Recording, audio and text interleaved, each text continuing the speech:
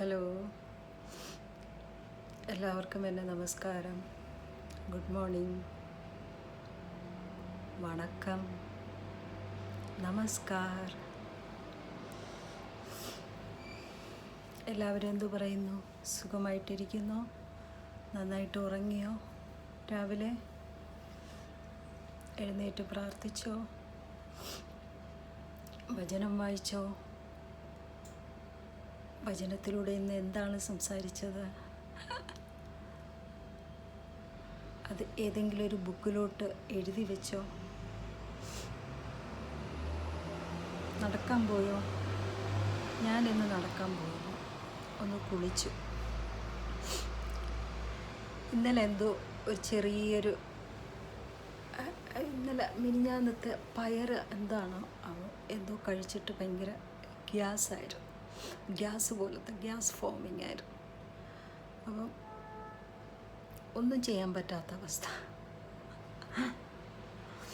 പിന്നെ ഞാൻ കുറച്ച് ജീരകത്തിൻ്റെ വെള്ളം കുടിച്ചു, കുറച്ച് ഇഞ്ചി നീര് കുടിച്ചു, പിന്നെ കുറച്ച് നേരം ഉറങ്ങി.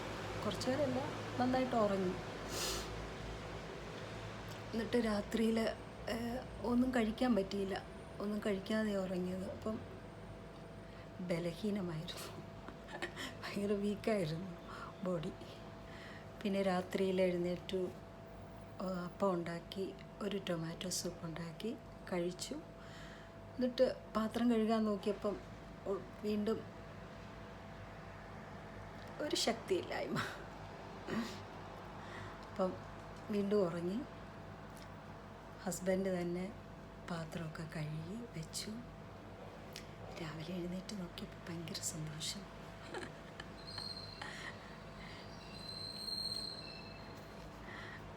വല്ലപ്പോഴൊക്കെ ചെയ്തു തരും.